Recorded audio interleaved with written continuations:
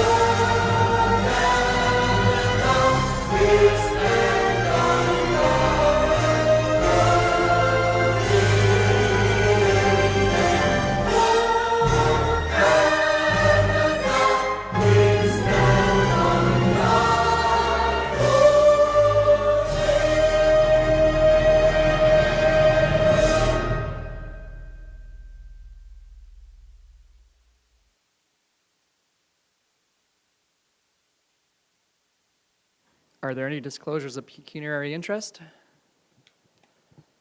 Seeing none, move to approval agenda. I understand there's an item being pulled from consent agenda. Madam Clerk? Yes, thank you. Through you, Mr. Mayor. Item 11A being, sorry, just give me 2 seconds. The resolution for enhanced school bus safety from the municipality of North Perth has been pulled. All right, then moved by Councillor McDonnell, seconded by Councillor Bougie. Be resolved that the Council of the Township of South Glengarry approve the agenda as amended. All those in favor? Carried.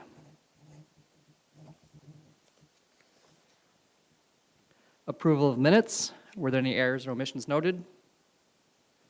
Seeing none, moved by Councillor Jaworski, seconded by Councillor Bougie. Be it resolved that the minutes of the following meetings be adopted as circulated. Previous meeting minutes, February 9th, 2026. All those in favor?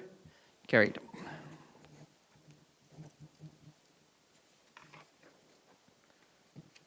All right, we will get into public meeting, proposed building bylaws.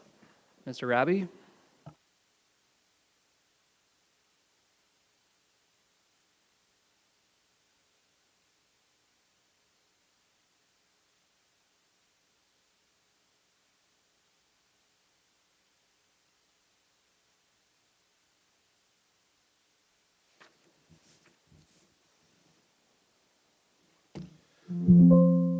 Thank you, and through you, Mr. Mayor. Welcome to our public meeting. The purpose of the public meeting tonight is to discuss the proposed building bylaw fee schedule. We'll only be discussing permit fees and not the bylaw itself. Administration plans to bring back a slightly revised building bylaw at a future council meeting. So this meeting will begin with a presentation followed by a discussion period where all attendees will have an opportunity to voice their opinion in support of or in opposition to the proposed building bylaw fee changes. So we are required to provide an estimate of the costs for the municipality to administer and enforce the Building Code Act. We're also required to discuss the fee or the change to an existing fee and the rationale for imposing or changing any fees. So administration has conducted a fee review for all the major classes of development within SD&G in the city of Cornwall. We'll be proposing some fee increases as well as some decreases based on the findings of our review. Now, since permit fees are a balancing act between cost recovery and not deterring development, we are looking for direction from council of where they would like to see fees placed. So looking at the building department's financial summary over the last 3 years, we have been operating at a deficit. The deficit in 2023 was $111,000, $62,000 deficit in 2024, and most recently a $149,000 deficit in 2025. Based on our expenses, we estimate that the cost for the municipality to administer and enforce the act in 2026 to be $530,000. So the first major permit classification that we're going to look at is single-family dwellings. And you can see here in the example that this bar graph shows the cost of a permit for a 1,500 square foot single-family dwelling.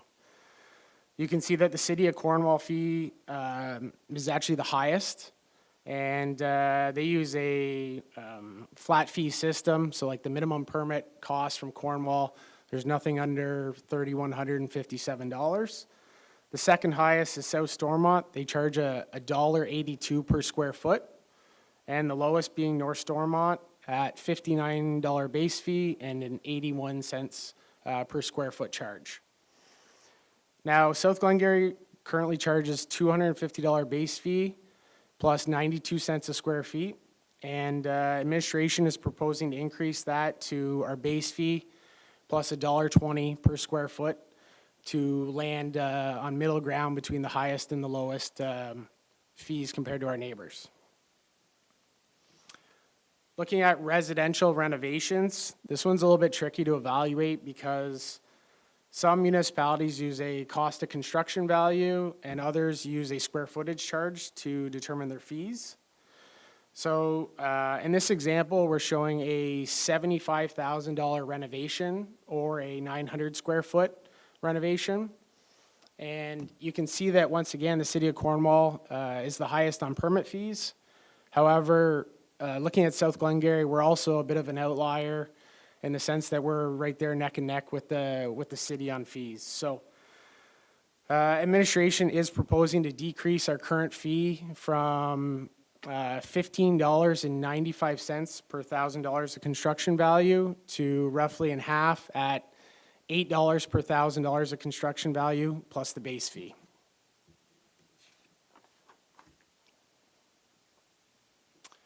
The next class of permit is sewage systems. And in this particular example, we're showing the cost of a permit for a class 4 sewage system, which is your most common system installed, regular septic tank and septic bed. South Glengarry and North Glengarry currently have contract with Lakeside Green Environmental to provide a third-party septic review and inspection for both municipalities, while the rest of SD&G, as well as the City of Cornwall, have a contract with South Nation Conservation Authority septic program. And South Nation, they have two fees. They either charge $842 for a permit or the $1,245. And they use a benchmark of 4,000 liters per day as the threshold. So anything less than that, they go with the lower fee, and anything above is the $1,245 fee. And based on Part 8, the majority of house permits, I would say, are probably on the reduced rate. The average 3-bedroom house only has a daily flow of 1,600 liters per day. So administration is proposing to increase our current fee of $825 to $925, and this is partly due to a slight contract increase with Lakeside Green Environmental.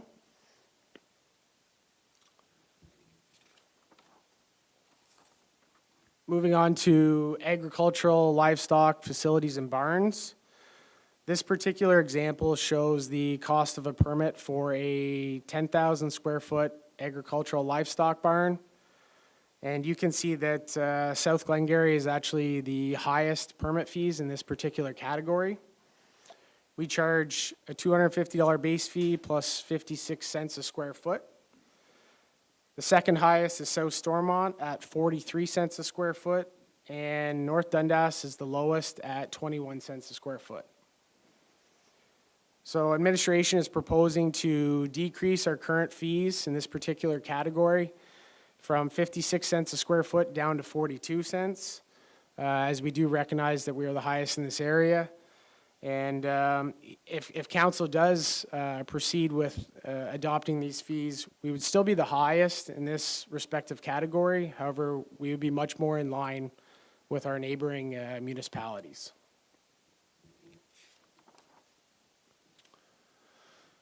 The final category we're going to look at is our commercial, industrial, and institutional section. This particular example shows the cost of a $500,000 non-residential project, or 3,000 square feet. And you can see that the city of Cornwall is the highest in this particular category. The second highest is South Stormont. They charge $1.50 per square foot. And the lowest is actually North Glengarry at a base fee of $200 plus 65 cents a square foot. So administration is proposing to increase our fee in this particular category from 92 cents a square foot to $1.20 plus the base fee.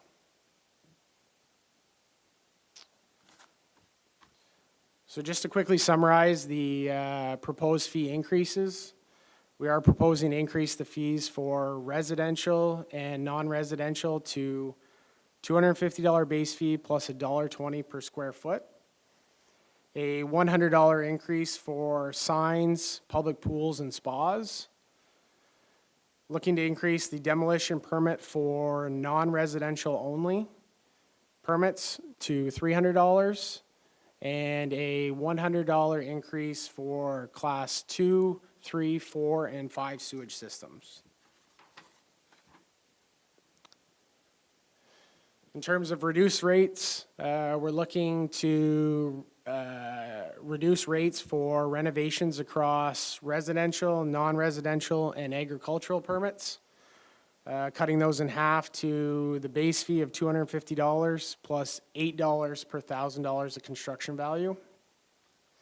We're looking to reduce rates for machine sheds and livestock facilities and barns to the base fee plus 38 cents a square foot and 42 cents a square foot respectively. And looking to lower the permit fee for our dormant permit renewals from $250 down to $150. In terms of new fees, there are a couple of new fees that we're looking to add to our bylaw just to tidy things up.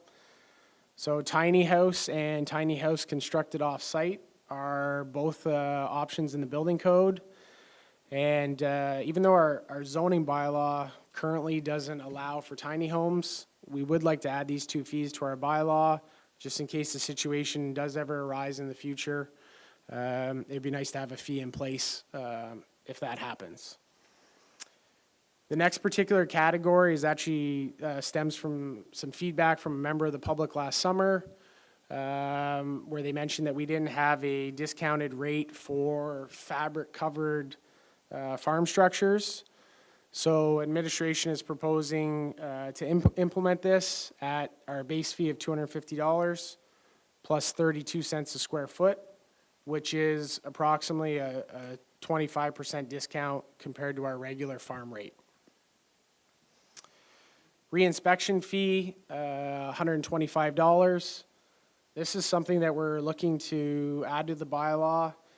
Not that administration plans on using this fee often, but sometimes we find ourselves in a situation where we'll attend the same job 5 or 6 times for the same inspection, and it would be nice to have that, that tool available for those types of situations. And then lastly, we're looking to try something new with a 5% fee reduction. And the way we envision this working is it would be a 5% reduction for applicants that use our Cloud Permit online platform for 100% of their submission. So basically, we're trying to encourage applicants to apply online with a little bit of a financial incentive. I think when I ran the numbers on this, it was roughly a $100 savings on a new single-family home for an average size. So Looking at the overall rationale, the building department's net deficit average for the last 3 years has been $108,000. Administration feels that this fee schedule better aligns with our neighboring municipalities. And our tax base has been subsidizing a small portion of development, if you will. And in terms of our cost recovery, we feel that this proposed fee schedule is going to operate at the same 70 to 85% cost recovery that we currently operate at. However, that is subject to council's feedback on where they would like to position fees.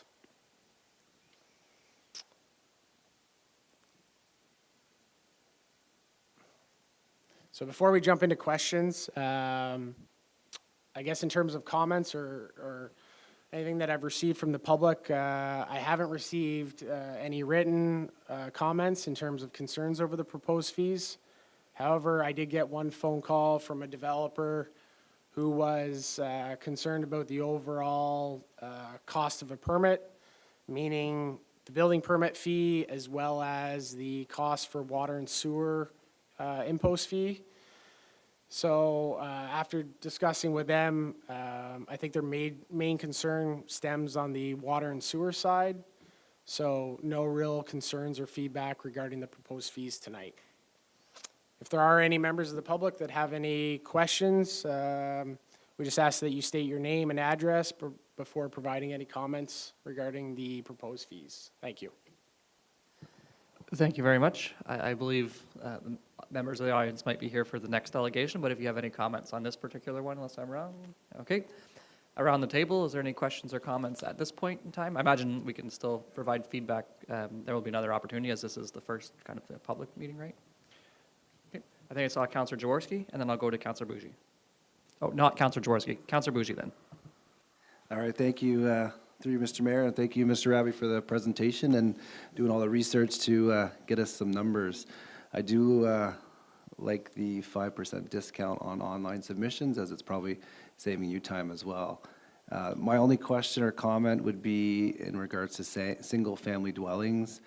I know it is a marginal increase, but I am, that's one where I would maybe either like to keep it or have it like a smaller, maybe a sliding scale increase to that 120. As I wouldn't want to deter single-family dwellings in our municipality. And again, it is a small increase, but that's one where I would maybe like to see maybe a smaller increase with maybe an increase every year or no increase at all. But other than that, great job. Thank you. Councillor McDonnell. Through you, Mr. Mayor. Thanks for bringing this forward, Mr. Raby, and I would agree a bit with Councillor Bougie. I mean, we're talking about probably $500 or $280, I think, on a 1,500 square foot home. But these days,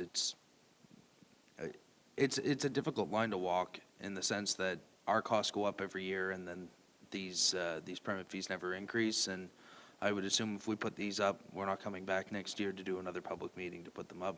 They'll probably be in place for a good 5-6 years. So I see the rationale in that sense, but I do lean maybe on the single-family homes to maybe have a smaller increase off the hop. I was happy to see some of these readjustments, especially in the ag side. I did feel we were fairly high before, and I'd like to see it come back to line.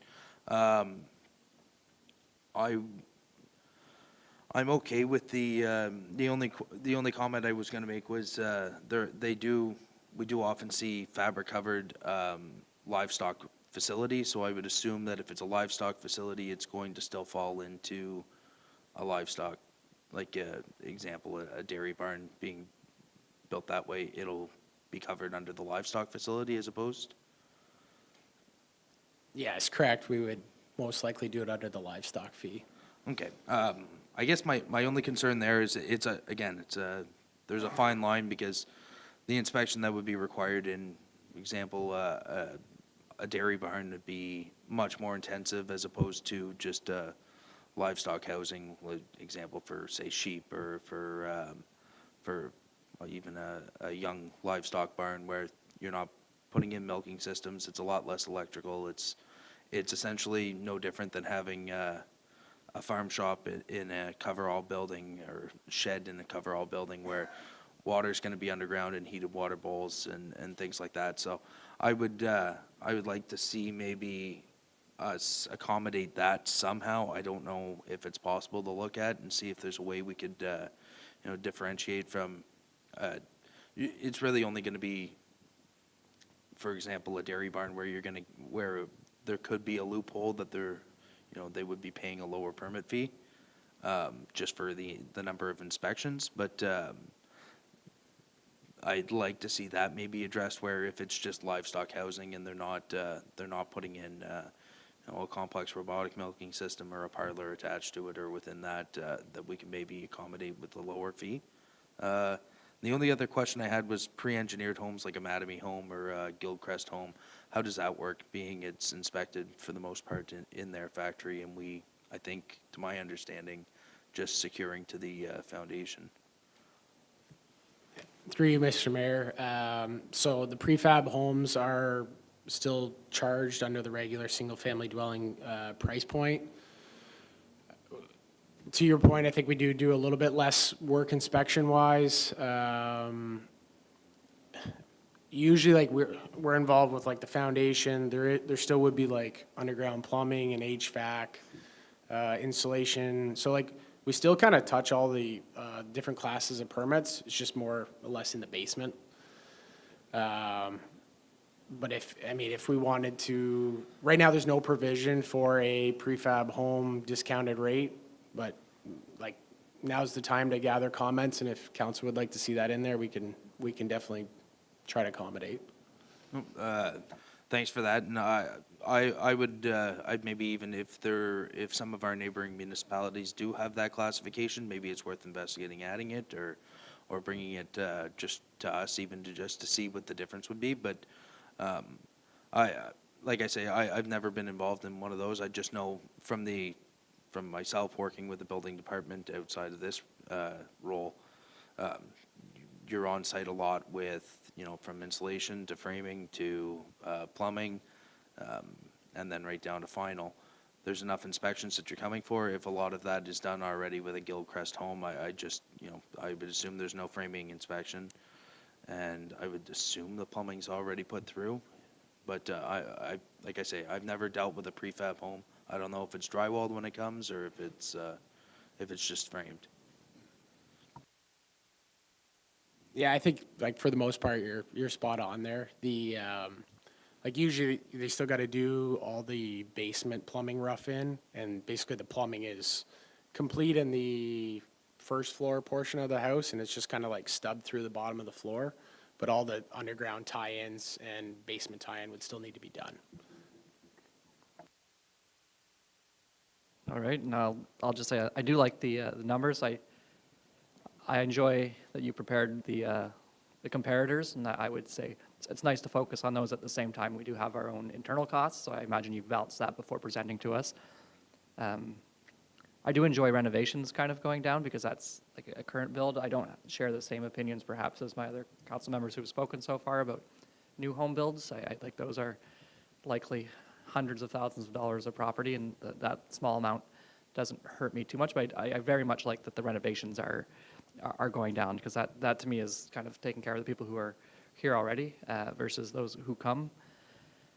And then just the balance always would be of taxation versus cost, because everything that goes down, everybody else pays for it. But then I have to think also that every year we get increased assessment, and in particular in the last 6 years, we've been able to isolate, like growth from building or renovations, because there is no assessment growth with MPAC doing what they're doing. So like, I'd just be curious to see that, because maybe that for like just me mentally, like if that $120,000 deficit might be, every year we get $120,000 more of assessment. So kind of like every year you're like the growth is paying for that deficit. And then, once you have it one year, you have it for every subsequent year after. So I don't know if that's something that can be found, or if I can ask the treasurer, do you recall how much our growth portion, it's an unfair question, but it was in our budget, so I'll look for it.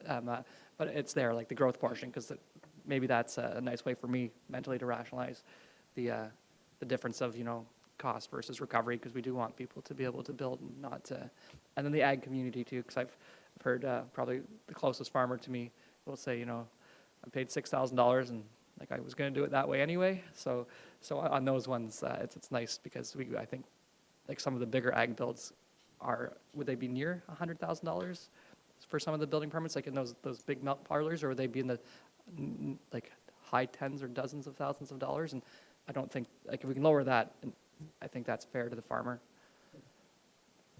So from the ones that I've seen, I think it's common to see like a $20,000 or $30,000 permit fee for a barn. I haven't seen anything quite that high as 100,000, but they do add up quickly. Okay, so then maybe I read in my head there was one, but there was multiple ones in a year. So thank you for that, because like $20,000 is quite a sum. So it's nice that we're being fair and also looking to our neighbors. Councillor Jaworski, I see your mic is off now, so would you like to chime in? Thank you, through you, Mayor McDonald. My apologies. When you called on me earlier, my thoughts weren't fully formulated. With the advantage of speaking last, I can say that I support very much, pretty much everything that my council colleagues have shared. I do lean a bit towards your line of thinking, though, Mr. Mayor, specifically about the cost of new home permits. I don't think necessarily they need to come down, but I definitely do like the balance of renovation fees not increasing as much, because I agree with you, is that renovations are for those who are already residents, and increasing the worth of the what they've already invested in our community. So I think it makes more sense that if we're going to be subsidizing permit fees, that it's more on the renovation side than on the new home side. Thank you. Okay, and when would public consultation end if there was somebody watching online that would like to also send you notes? Is there a deadline for them to get back to you before you return to council? Ideally, we'd have comments within the next week, just because I do plan on bringing this back to either the following meeting or 2 meetings from now. And just because council is kind of split on where they'd like to see fees right now, collectively, are we wanting to leave the new home fees, or are we wanting to reduce those and do a gradual increase? Like, what do you guys, what would you like to see there? A hard thing here is without our, and I should mention that our Deputy Mayor Lang is away. I mentioned it during Committee of Adjustment, but for those who are tuning in now, just taking care of an item. He'll be back next time, but he has a good reason not to be here. And so without him, we're kind of at a loggerhead with that particular one. So I would imagine on the next presentation, if there can be some language that we can just choose then, just because I think it's kind of hard at 2-2 to break this tie. And then Deputy Mayor Lang will have his comments in, and I guess in this case he'll act as the tie break. If that's simple enough to do, I hope, or. Yeah, I think that'll work. Or I'm sure he may even get me some comments by email or call. So I'm sure it'll work out. Yeah, so that's very true. It's still a public process, so he is a member of the public as much as he's a sitting councillor. Okay, well, thank you very much for this presentation. It's good to have, and we'll look forward to finalizing it in the next week or two, or I should say 2 weeks or a month from now. All right, so that is the end of the public meeting. We'll now get back to the council agenda, or the rest of the council agenda, I should say. Presentations and delegations, animal control bylaw exemption requests. I believe it's Mrs. Trepanier. If you'd like to come up, you can either sit down at the blue desk or at the lectern, and you can turn on your mic. It's just the gray button, and once it goes red, do speak into the mic. People online will be watching after, so please proceed. So good evening, Mayor and members of the council.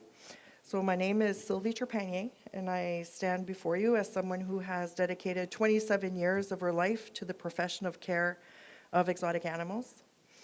I own and have worked with over 53 different exotic animals throughout my career, and many of the animals that I've raised and I own are placed in licensed zoos across Alberta, Nova Scotia, Quebec, and Ontario. So this is not a hobby, it's my profession, it's my life work. The primates I'm asking to keep were rescues. I raised them from day old, bottle fed them, stayed awake throughout the night caring for them, and they are now over 5 years old. I'm the only mother they've ever known. So primates are intelligent, emotionally bonded animals. Removing them from the only caregiver they trust would not simply be a relocation, but it would be a traumatic separation. In 27 years, I've never had any public complaints, nor any safety incidents. There has been no disturbance to the community. I have invested significantly in secure enclosures and safety and confinement. I have participated in structured educational exotic animal expos in Quebec, where my primates attend under controlled and supervised conditions. Only temperament-based animals participate, so their behavior has been witnessed and firsthand by municipal officials, including bylaw officer Patrick Marion, who has expressed the possible willingness to endorse my responsible management provided no dangerous predatory species were involved. I have also worked with South Glengarry Lions Club and Cassandra de Prado for Canada Day events and community fundraising initiative. I have never charged a fee to any charity, even when it required time, travel, and coordination with zoos to provide a variety of animals for the community. So I did that in my way of giving back to the community. My long-term vision is to establish a structured professional zoo facility here in South Glengarry that would create local employment, support tourism, and provide educational opportunities. So I'm prepared to share my full business plan with council. I am not asking for special treatment. I'm asking only to be judged on my record, my experience, my professionalism, and my commitment to this community. I respectfully ask for you to allow me to continue caring for these primates in the only home they've ever known. Thank you for your consideration. Thank you very much. And I should mention that we don't take decisions typically at this evening. There Yeah, will be that's a what I figured. Okay, good. Just I didn't want to. I did also send in all my certificates and training and all my letters of recommendation from all the zoos that I work with. Okay. So that's excellent. I imagine that's with administration, because administration will eventually come back with a report saying, because obviously we're legislative, we make some decisions, but administration presents to us with, sometimes there's laws around that, but Yes. you're probably well aware of that. I will ask, does anybody of council have a question at present for the presenter? No? Okay, and Mr. Mario, do you have a, sorry, move the mic? Yes, through you, Mr. Mayor. Yeah, we're going to come back with a report or recommendation to go over the delegation request. We'll have that recommendation hopefully by the next council meeting. All right, and no further questions? I don't know a lot about, obviously, animals and animal welfare, so I don't have any good questions for you. I'm sorry, I saw it come up, but it's not an area of expertise, so I'll rely on our staff whenever they come up and your presentation. We'll take decision, I guess, next meeting, which will be 2 Mondays from now. So we're on the 1st and the 3rd Monday, I believe, right now, or do we go back to 2nd and 4th? 2nd and 4th, so it'll be on March 9th, will be whenever that staff report comes back. Okay, great. Thank you very much. Okay, and thank you very much for your presentation.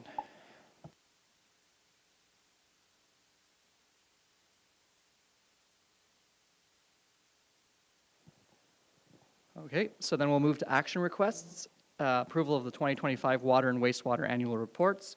Moved by Councillor McDonnell, seconded by Councillor Bougie. Be it resolved that staff report 2026-23 be received and that Council of the Township of South Glengarry accept and approve the 2025 annual reports for the Redwood Estate, Lancaster and Glenwalter water treatment plants, and the Lancaster, Green Valley, and Glenwalter sewage treatment plants.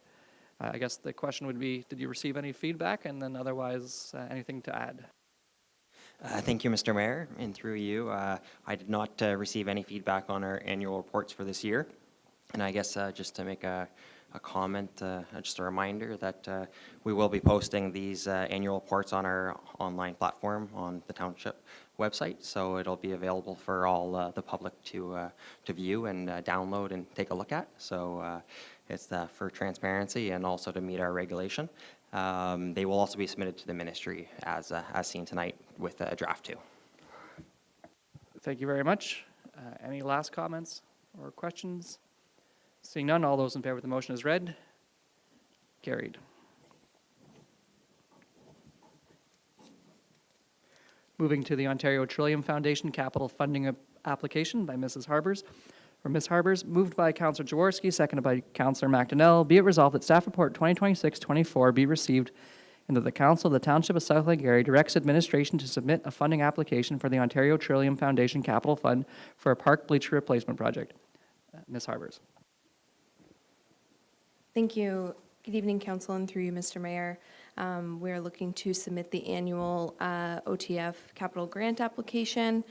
We've been working on gathering information for bleacher replacements at 4 of our larger parks where we have sport fields there, and there are currently wooden bleachers at these parks, and with ongoing maintenance and repairs, we are looking to replace them with aluminum bleachers. And similar to ones that you would see at other local parks, I think the city of Cornwall had just replaced some too. These ones would have the like gate around the side and the back for more safety, and as opposed to the bleachers that we have right now. They likely don't meet those requirements now, given the size. So we are looking to submit an application for these bleacher replacements, and if we go ahead with it, we would likely find out in August when they review the applications to know if we would be successful. So the installation of them likely wouldn't happen until the following year, like the following summer season. I also would just like to mention and thank Ms. Treverton, who is our Economic Development Officer, who's been helping with this application. Given, just the time taken for these applications, Jennifer is able to assist with that. So really appreciative of her for helping and looking after, the majority of the application for this. So unless council has any questions, that's all. Thank you. Thank you, Councillor McDonnell. Through you, Mr. Mayor, thank you for bringing this forward, and glad to see you're out looking for options and resources, and all staff is. My only comment or kind of maybe concern would be along the lines of, is they ask too much, just in the sense of, I've, in my past experience, gone to a number of OTF announcements based on the requirements for whenever you are a successful applicant, you have to have the announcement and the ceremony for it. Generally see a lot of like $40,000, $50,000, $60,000 ones. I have only been to a handful of over, say, $80,000. Just OTF's out every year doing this grant. Should we maybe attempt a phased approach and ask for a few of them as opposed to all at once? Just something maybe staff can, I would say, go for it. Thank you for bringing this forward. But I'd maybe even reach out or do a little, get somebody to do a little background and see, other municipalities that have been awarded OTF grants, just because I think to my understanding, the Ontario Trillium Foundation is essentially a number of lay people that sit on a board that look at the application as it is, and they will never alter your application and give you less than you're asking for. So I would say if they've got a set amount of money to go around, they're going to try and make it go farther, or to the furthest potential. Maybe it's worth looking at doing it in a phased approach as opposed to all at once. Maybe I'm wrong. We'll get it and never get it again, but just maybe something to investigate with other municipalities who maybe have been successful. But that's the only thing I had. Happy to see we're chasing grant money, so good to see it. And I suppose the good thing about this resolution is we can accommodate probably that, like a quick look into this resolution you can still read, because whether administration chooses $110,000 or $50,000, it can be done within this. So If that's something that can be accommodated, just a quick review to see if it would increase our success to do it at a lesser level, and then we'll just trust administration to follow whatever direction you go. So that sounds fair. Councillor Jaworski, do you have any comments? It's not thumbs up. Okay. All those in favor of the motion as read? Carried.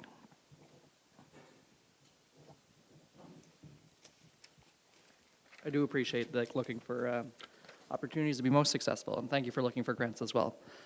So awarding RFP 2025-17, supply of pumper apparatus.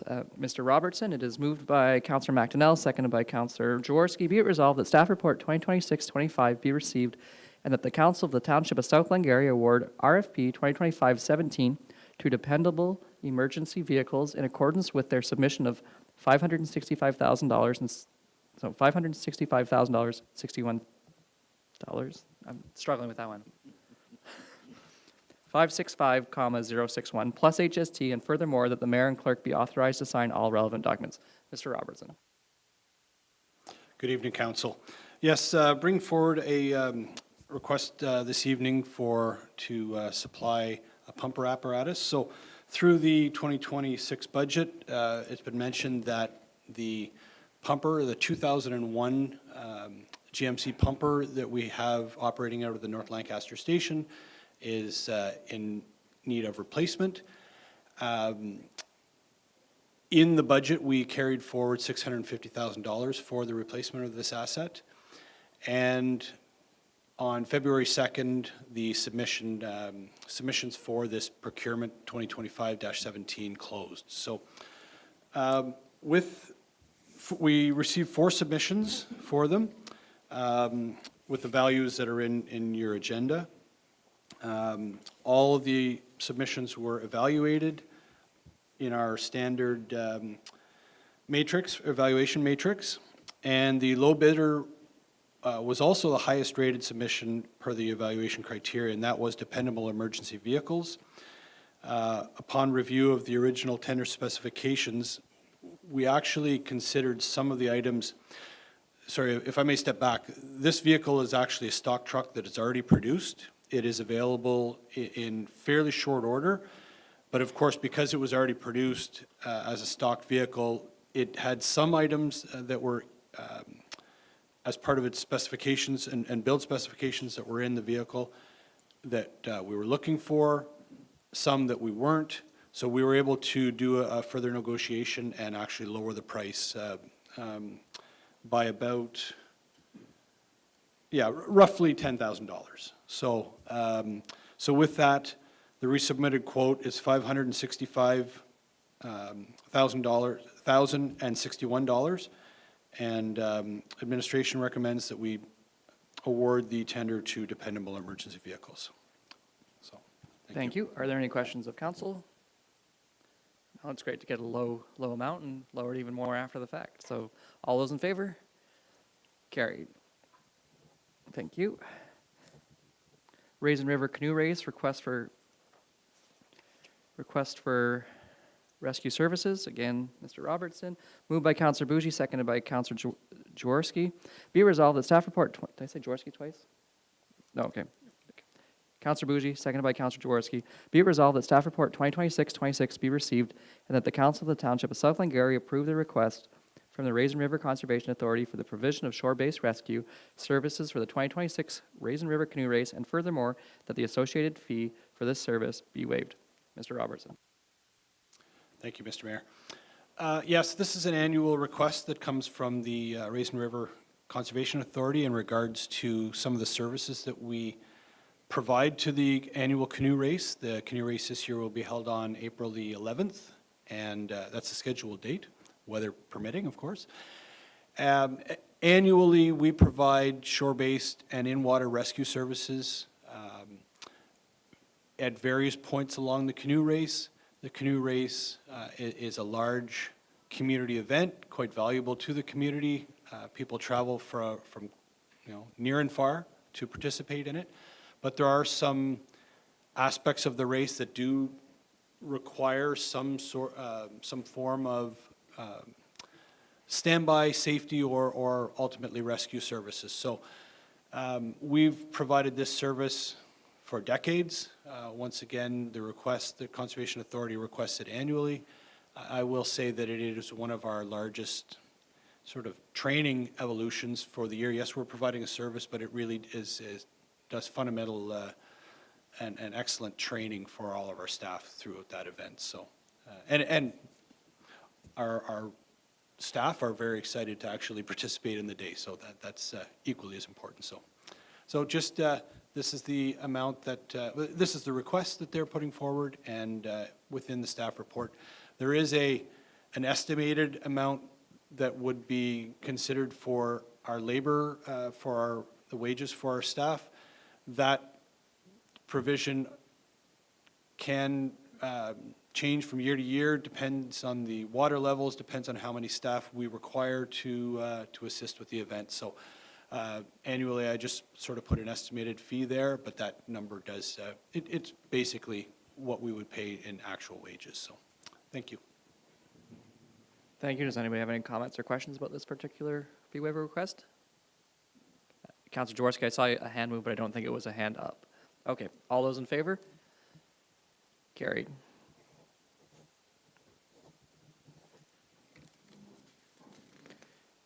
Animal Control Dogs at Large Services, Mr. Marion, moved by Councilor Jaworski, seconded by Councilor Bougie. Be it resolved that Staff Report 2026-27 be received and Bylaw 3915, being a bylaw to enter into an agreement with Kevin Castleman, be repealed, and that Council enter into a 6-month trial period to no longer provide animal control services, dogs at large, which will expire on August 31st, 2026. Mr. Marion. Thank you, Mr. Mayor. So this report is before council to address the township's current provision of animal control services for dogs at large. As outlined in the background, Mr. Kevin Castleman has provided these services to the township since 2013. Earlier this month, we were advised that he is no longer able to continue providing animal control services, and as a result, the current agreement has been terminated. Administration has already been reviewing options for animal control services over the past several months. Under the Ontario Municipal Act, municipalities are permitted to regulate and impound animals, but they are not obligated to provide these services. If we choose to provide the service, then a bylaw is required. We reviewed service data for 2023, 2024, and the first half of 2025. The township receives an average of approximately 55 calls per year related to dogs at large, or about 5 calls per month, with the majority occurring outside the winter months. Over time, call volumes have decreased. Social media and community-based efforts appear to be contributing to more dogs being reunited with owners without requiring municipal involvement. Given the relatively low call volume and the fact that this is not a mandatory municipal service, administration is recommending that council implement a 6-month trial period during which the township will no longer provide animal control services for dogs at large.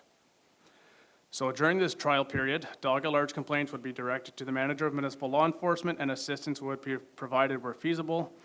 But complaints related to anything within the animal control bylaw or dangerous dogs would still be addressed using the current bylaw. Should council approve this recommendation, the bylaw authorizing the previous service agreement would be repealed, and administration would report back prior to August 31st, 2026 with an update and options moving forward. From a financial perspective, this trial period is anticipated to result in approximately $11,000 in savings. I'm happy to answer any questions council has. Thank you. Are there any questions off the top? Councilor Jaworski? Thank you. Through you, Mayor McDonald.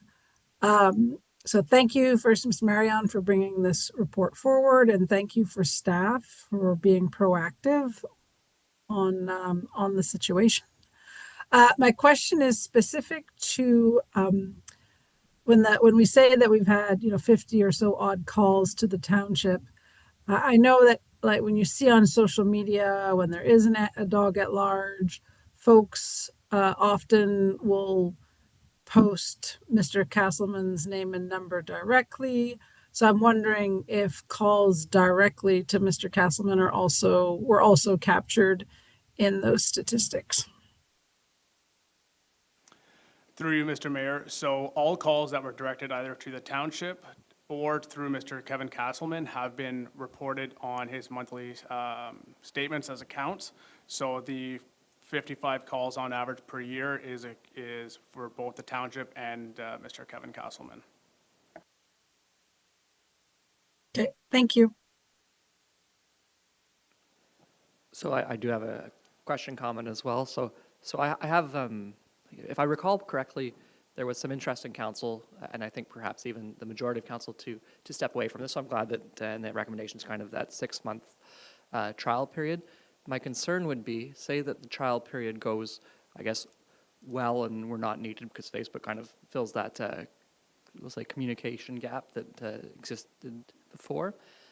On August 31st, there's a chance that we could be a lame duck council, so then we would just revert back to the current the standing, right? Like we go back, and I think that was the direction council wanted to explore. So I don't know if anybody else has that concern, but if not, then I'm glad to accept the 6-month trial. It's just I'd like if it goes well in the way that we're not required, that we can actually take the action to stop it, because the way this reads would mean that after 6 months it would return to how it was. And I think this council had, I don't know if it's this budget or the previous budget, kind of said, let's look at getting out of the business. And I would hate to have that, an election year, get in the way of a decision that is wanted. So Councillor McDonough, I don't know if you have any thoughts.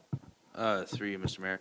If at the end of the 6-month trial, for lack of better words, the end of this 6-month trial, if, as you say, that situation arises, if our current contractor isn't going to be able to provide the service now, we'd have to then go to tender, and we could just delay that tender. Really, it wouldn't be a service we'd just be able to go and sole source or go and find. It would have to be some kind of competitive bidding done. So I don't know that we really see the full impacts of that. I would assume that unless you want to just extend this to 8 months or to the election. Mr. Fothrop looks like he has something to say. Thanks. Just a suggestion could be we could shorten it till the end of July, which would give us that time to maybe the last meeting in July or first meeting in August to report back to how that trial went. And then it gives the month of August to council to make a decision before the potential lame duck kind of period could commence. And then I think perhaps this is a conversation that we had just to share. It would be a lot of the activity happens in July and August, and that's why I think August 31st is to get the high month. So I do appreciate that, and I think I may have even suggested that at one point, but I'm going to use your own words to support not doing that, because it's nice to get the full thing. So I suppose, Councillor McDonnell, that does sound fair, and if we're not going to ramp up right away anyway, so, and there may not be a solution available to us that's easy, so it could become another decision of council, and that's fine too. So, yeah, okay. So then, with this, we'll see what the result is, and we'll get that report in late August and see where we are. And if we can make a decision, we'll make a decision. If not, then it might just get delayed a few months for the next council to absorb it. So all those in favor of the motion as read? Carried. Thank you. Moving to bylaws. Bylaw to apply to Ontario Infrastructure and Land Corporation financing. Ms. MacDonald. It is moved by Councillor McDonnell, seconded by Councillor Bougee. Be it resolved that Staff Report 2026-28 be received and that Bylaw 2026-14, being a bylaw to authorize the submission of an application to the Ontario Infrastructure and Lands Corporation for construction financing for the Glen Walter Water Tower project, be read a first, second, and third time, passed, signed, and sealed in open council this 23rd day of February 2026. Ms. MacDonald. Thank you, and through you, Mr. Mayor. So I'd like to begin just with an administrative note. On page 125, if you have the PDF, the bylaw contains the application, and I had missed submitting the completed application with this bylaw. So the finalized version does have values in those fields for the loan repayment information, which is where we provide the information about how we intend to repay the loan. At this point, I think council is still deciding the amount that we are going to perhaps support from the township versus user fees. And one of the pieces of information you had mentioned being interested in that budget was how 2025 had wrapped up, which we will bring that information to you, we're hoping in March or April, so prior to the completion of the audit, but at least we'll have a good idea by then. So we will be putting something in there, but we won't be bound, excuse me, bound by that. So the completed version that we've submitted preliminary, waiting for the bylaw, does show about 50-50 between taxation and user fees, but of course that's not to be, we're not paying anything until, at this point, this construction financing we're applying for, we'd only be paying interest payments when we make the draws, and then it will roll into a loan once the project is substantially complete, which will be by October 2026 per the grant. I will say that as of December 31st, when we were invoiced, it was at 57% completion, and we'd spent just under $4 million, not including holdbacks. So there is still a substantial amount of work left to do, but we still have grant funds to access as well. So yeah, so basically this is just sort of a procedural matter to get the bylaw to file the application, and then they will be doing, it takes about 8 to 10 weeks before any funding would be applied for. Just a question for clarification, the amount, and I know it's subject to change, would be the DFA, I think they had that number in there too, so it's based on some information that had come to us from an engineering company, right? Yes, that's correct. So that was in the technical memo we received from DFA in fall 2024. They had provided sort of two different options to look at financing. One was 100% based on the system users, and this option 2 was partly for system users, and the other part recognizing the amount of capacity that was going to be for fire storage, which would be why all ratepayers would be contributing. All right, thank you, and that decision will be taken at council, whatever that number will be. And thank you very much. I understand that we are able to apply for this loan because we got caught up with our year-end audit. So thank you for the efforts there so that we get to hear. Are there any questions or comments from around council at present? Okay, all those in favor of the motion as read? Carried.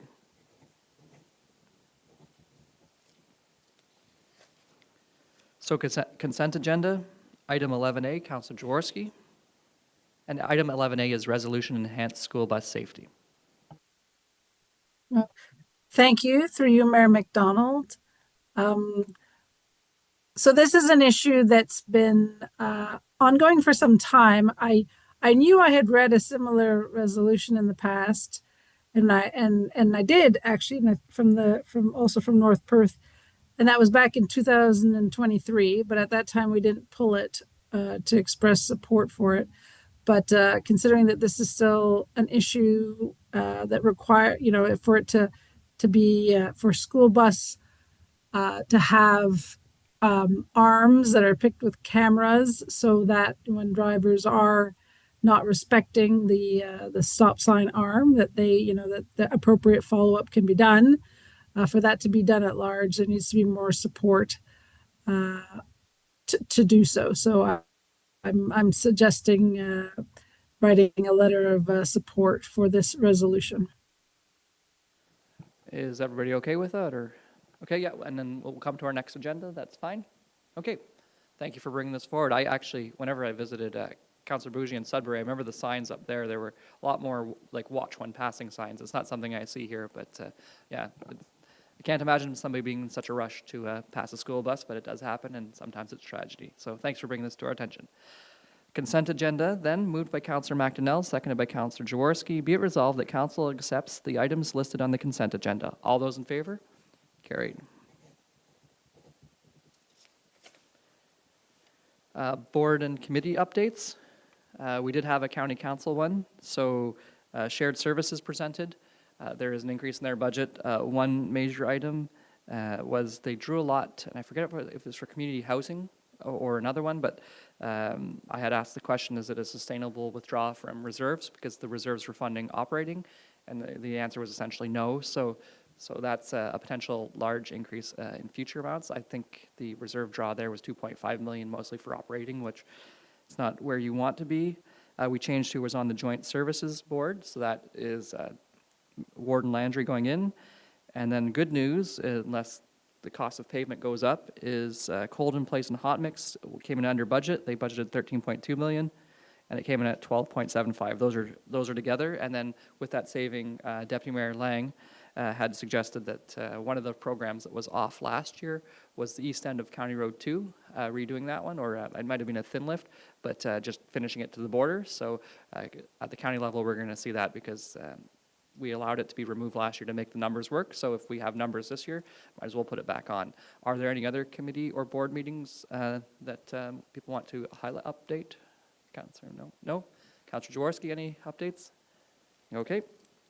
Then we will move to the confirming bylaw, moved by Councillor Jaworski, seconded by Councillor Bougie. Be it resolved that bylaw 2025-15, being a bylaw to adopt, confirm, and ratify matters dealt with by resolution, be read a first, second, and third time, passed, signed, and sealed in open council this 23rd day of February 2026. All those in favor? Carried. Adjournment then is moved by Councillor Jaworski, unless there's any items that Councillor wants, members of council want to bring up in a community event coming up? Nope. Moved by Councillor Jaworski, seconded by Councillor Bougie. Be it resolved that the Council of the Township of South Glengarry adjourn to the call of the chair at 7:32 p.m. All those in favor? Carried. Have a good evening, everyone.